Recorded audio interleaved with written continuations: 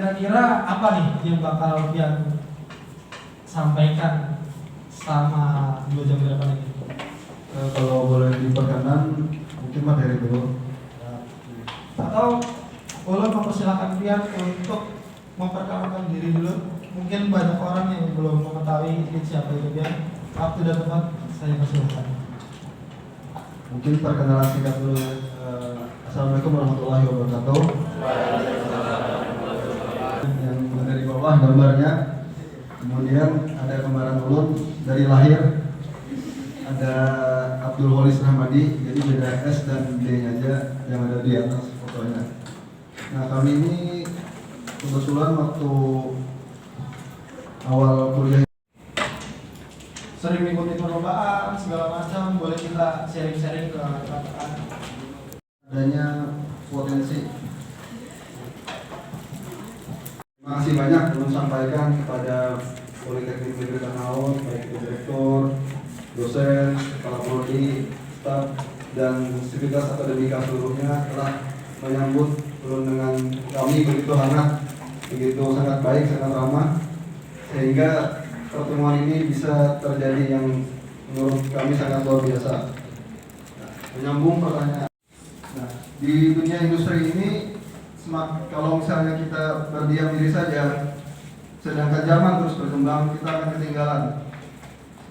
Tidak lama kemarin ada revolusi industri 4.0, kemudian ada 5.0. Pergerakannya sangat cepat sekali, sehingga sangat disayangkan kalau misalnya kita hanya berdiam diri. Nah, ini potensi mahasiswa ataupun potensi diri kita semua. Bagaimana kita terus mencari ataupun terus mengasah, kata Ibu Kepala Polri tadi, terus mengasah ataupun terbakar. Nah, seperti itulah potensi, ibarat potensi. Kemudian yang pertama tentunya akhlak mulia. Kemudian sudah disinggung oleh Ibu Rektor tadi, akhlak mulia yaitu menjalankan perintah agama, nilai-nilai hidup ataupun nilai-nilai kepercayaan masing-masing. Kemudian tidak lepas di sampingnya ada semangat. Semangat kita ini keras, yang kita maksudkan di sini yaitu adalah kerja keras yang terus mencoba sedikit demi sedikit. Kemudian mencoba baik itu benar atau salah, dicoba dan dicoba. Nanti insya Allah akan terlihat kerja keras dari kita, dari hasil tersebut. Kemudian skill. Nah, skill ini ada hard skill dan soft skill. Skill ini keterampilan yang sebenarnya sudah ada di dalam diri kita. Kemudian bagaimana kita menyalurkan skill-skill kita tersebut. Misalnya ada skill olahraga, ataupun skill menulis, skill karate, dan skill lainnya. Setiap organisasi itu pasti memiliki target, misalnya menjadi yang terbaik dari organisasi tersebut. Kemudian menjadi yang terdepan atau menjadi pionir untuk menciptakan hal-hal yang baru ataupun hal-hal yang berbeda namun tetap jalur yang baik. Nah, ketiga ini juga sangat bermanfaat ternyata di dunia industri. Ketiga ini, kalau misalnya kita ikut organisasi, ketiga ini tidak lepas dari dunia industri. Dan ini alhamdulillah sudah kami rasakan dari ketiga poin ini. Kemudian hadirin yang berbahagia, prestasi dari segi prestasi mahasiswa dan industri. Yang pertama, kalau misalnya teman-teman semua ada memiliki bakat atau memiliki potensi di bidang apapun itu, bisa kita salurkan ataupun kita kembangkan. Misalnya untuk apa sih kita ikut, itu bukan hanya mungkin untuk ikut-ikutan saja, tapi lebih kepada di dalam diri kita. Yang pertama yaitu yang lain dari luar daerah jadi tahu. Kemudian membangun relasi yang luas. Nah, di samping misalnya kita ikut kompetisi ataupun prestasi lainnya, relasi luas sangat juga diperlukan. Misalnya kita bisa bertukar informasi dari daerah luar lainnya. Kemudian kita bisa dapat juga informasi perkembangan dari daerah teman kita yang mengikuti kompetisi tersebut.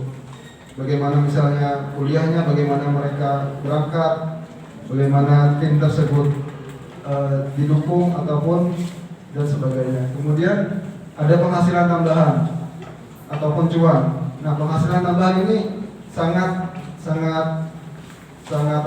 dekat ya, sangat memicu semangat kita sekali. Misalnya kita mencapai kemenangan ataupun prestasi yang juara 1, juara 2, juara 3.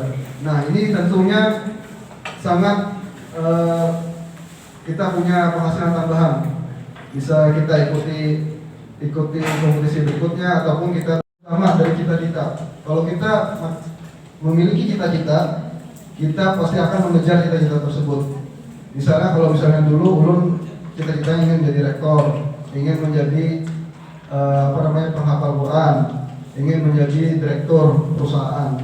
Nah, secara otomatis cita-cita yang kita bangun, cita-cita yang kita impikan tersebut perlahan-lahan akan mendekat kepada kita secara nggak langsung. Karena itu hukum bawah alam sadar.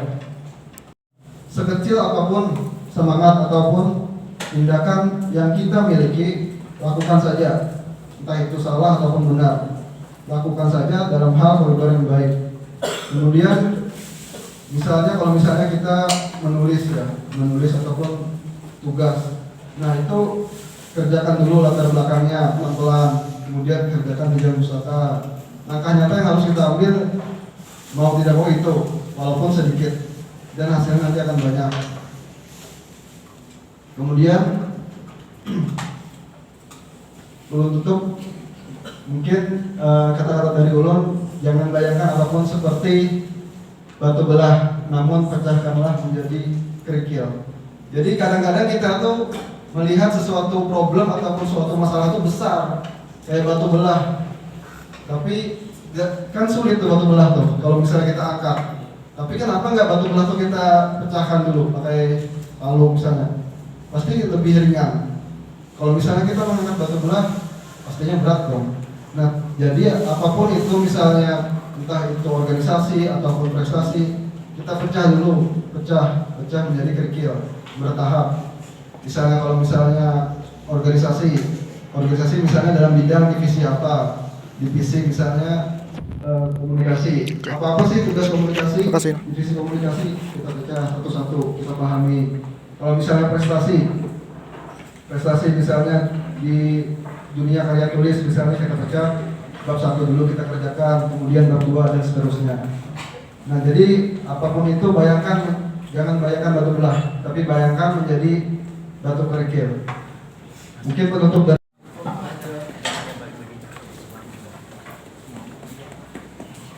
menggali terus potensi diri kita masing-masing supaya kita bisa membagi misalnya prestasi, organisasi, kemudian dan lain sebagainya. Nah, pastinya kita tahu dong skala prioritas waktu.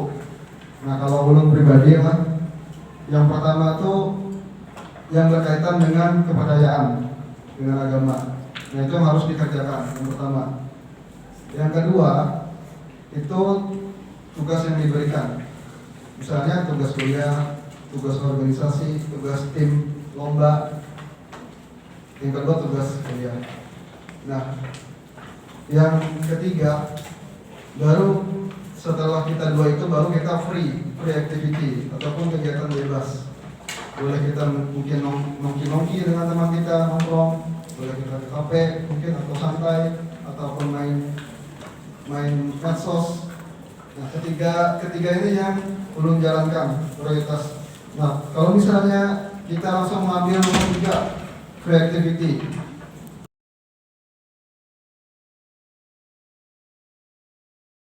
Itu ya ceritanya teman-temannya, itu nekat kami berdua itu. Kebetulan kami ini kan bekerja di konsultan ya, mungkin ada belum jelaskan lagi teman-teman tahu, ada definisi konsultan itu penyedia jasa. Bahasa awamnya penyedia jasa. Jadi kami punya wilayah kerja kebetulan di Kabupaten Tanah Laut ini. Suatu branding yang bagus dulu. Dari ibu direktur sampai kepala prodinya itu bagus-bagus dulu. Nah, akhirnya kami mencoba diri masuk ke sini. Nah, ini kan yang ceritanya ini. Jadi terus keterbatasan.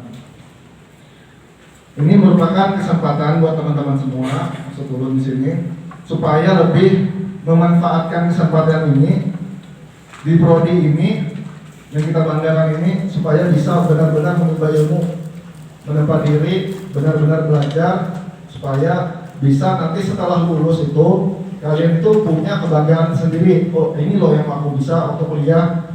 Oh ini loh yang aku kuasai. Nah, gitu. Tidak kadang standar lah. Lalu akhirnya kan meskipun kitanya mahasiswa ini kan merasa kan pasti kita sudah belajar tiba-tiba nggak lulus itu pasti kecewa tuh pasti di dalam apa sih dosennya belum sudah siap malam segala macam nggak lulus tiba-tiba kenapa nggak aja gitu kan. Apalagi kita ya kalau misalnya di prodi data ini salah satu paling atas ya stepnya salah pasti ke bawah itu pasti salah coret langsung nggak lulus. Padahal kita step-stepnya udah benar. Ya kan itu kan ujian benar ya. Kan ada step-stepnya nih kalau misalnya UTS kemarin kan baru UTS-nya. Kalau misalnya ada hitung-hitungan buat dan itu sudah masuk di dalam video industri. Ini kan tugas ini kan produktif dan menguntungkan. Kenapa menguntungkan? Karena ini tugas itu berguna buat Duantian ke depannya lebih ke dalam kayak gitu. Kalian apa teman-teman semua kan lebih produktif tuh misalnya awalnya waktunya tidak kesana kemari mahayabang misalnya kan lebih produktif. Kalau misalnya susah ya ditanyakan, kalau susah ya mencari. Nah, seperti itu kalau karakter yang baik.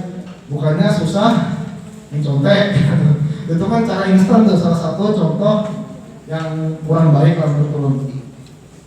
Boleh lah kita misalnya si A dengan si B nih sama-sama mengerjakan, kemudian kerjasama. Nah terus hasilnya misalnya mendapatkan hasil yang bagus misalnya di antara dua itu dalam mau teknik mesin. Ulungnya sambil konsultasi dengan orang tua tidak merestui lah teknik mesin. Mau teknik kimia waktu itu kan, yang penting teknik lah pokoknya. Teknik kimia, orang tua kurang merestui. Akhirnya nih telepon abang sepupu nih. Abang sepupu, katanya abang sepupu ini dia waktu itu si Den itu arsitek kebetulan. Jadi bagus teknik, katanya ini pengalaman waktu masuk kuliah yang memilih jurusan.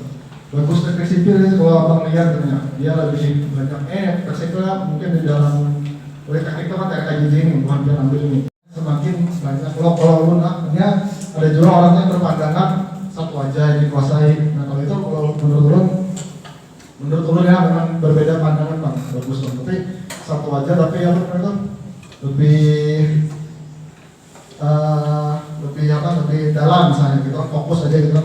Kalau ulun dulu ya waktu sudah misalnya atau mulai kelihatan ampuhnya nah itu sudah tidak termasuk dari bagian ini tadi. Makanya penting untuk sampaikan keberlanjutan dari solid itu ketika kita sudah motivasi nih sudah dapat tujuan sudah teraih nih hal yang besar pencapaian di dalam diri teman-teman semua dapat lakukan maka tiba-tiba mengasih ini materi ulun yang lebih hebat nah kayak itu tetap teman-teman semuanya tetap ulun hargai lah meskipun teman-teman ini mahasiswa di kelas ulun lah bahasanya. Tapi kita di sini kan seusia aja kayak teman. Nah seperti itu contoh salah satunya. Kemudian sampaikan usulan dan saran kritik secara sopan. Nah tadi juga sampaikan misalnya ada unek-unek nih ketika di kuliah atau ketika di dunia industri nanti sampaikan nanti ya dengan secara sopan. Misalnya kritik, Pak mohon maaf misalnya sudah bagus tapi yang berterangkan tetapi alangkah lebih baik lagi seperti ini. Itu kan salah satu contoh menyampaikan kritik, saran dan usulan secara sopan. Jangan Pak jeleknya Pak, biar ini. Nah, apalagi di kita itu karakter loh. Mulai dari sekarang, kalau misalnya teman-teman sudah terbiasa kayak gitu kan, pada saat nanti kalian ngerti apa yang dipelajari apa dosen bilang sampai ya berjam-jam nih kan paham contohnya ini masalahnya contohnya nah masalahnya apa yang harus di mengerti misalnya materi apa misalnya matematika tentang apa yang kalian ngerti tentang apa